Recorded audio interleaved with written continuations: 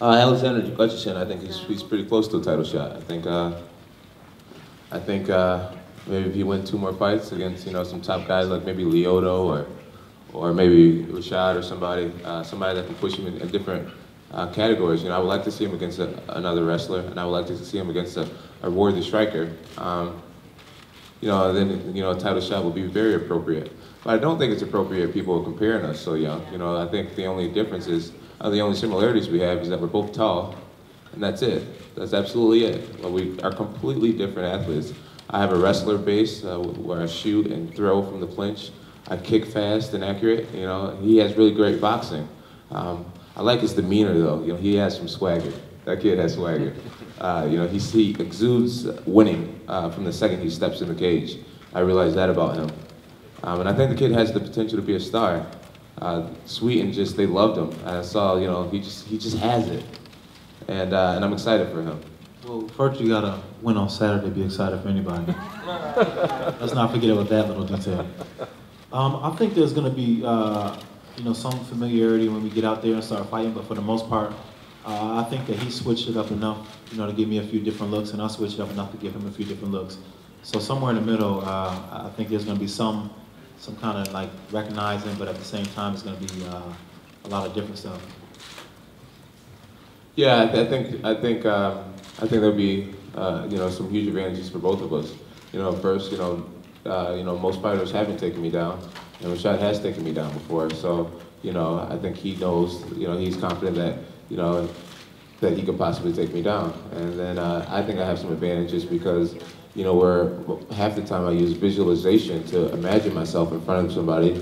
This time I can use my memory, which is a lot stronger than visualization. I think that's going to be an advantage for me.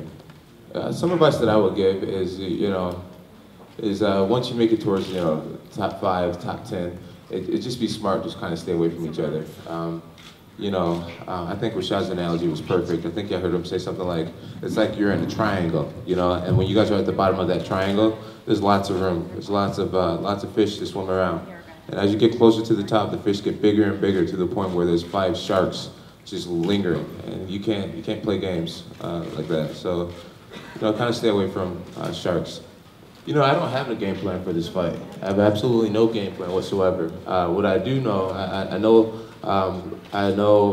think I know my opponent's mindset. It's obvious that, Rashad definitely probably has some confidence in his boxing, but for the most part, he wants to get this fight to the ground. So I know what I'm up against, and I have no game plan. My game plan is to see what's given to me and react, and that's it. Yeah, like John was saying, we talked about this to death. You know what I'm saying? It's kind of, when you talk about something over and over again, it kind of loses a little bit of the emotion behind it, and you kind of can just, make peace with a lot of things. So, we've been going back and forth. We've been saying this, saying that, and it's just been a long process, and we both are just tired. Yeah, I would have to agree. The steam has been taken off for the most part. At my end, it's time to play the game. And as far as the friendship afterwards, who knows what God wants for us in the future.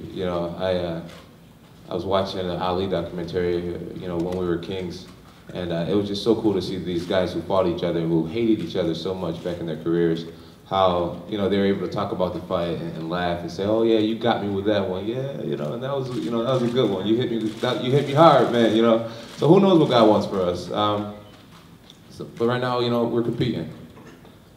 Yeah, I mean, when I first started fighting, I used to always think things like I'm a paranoid thinker, So in my mind, I'm thinking like everybody's always against me, so that helps me motivate. I don't mean, do the UFC want me to have the belt?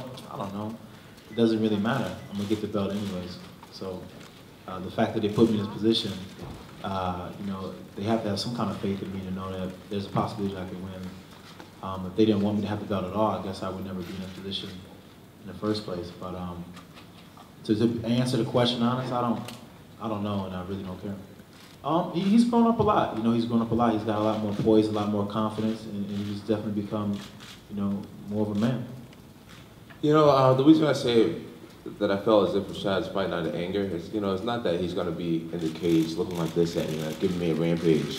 You know, he's, what I meant by that is that he's focused so much on the storyline. So much on the storyline and telling the story about Greg and Wink and how I'm so cocky and things like that, you know, where me, you know, I kind of feel like I'm being more reactive instead of really trying to attack his personality, because I really don't care about defending my personality.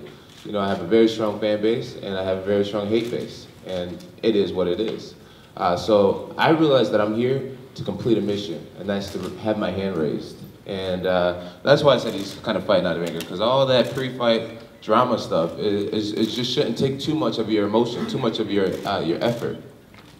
I've been focusing on tactics since I signed that contract. Tactics and strategy, and strength and cardio.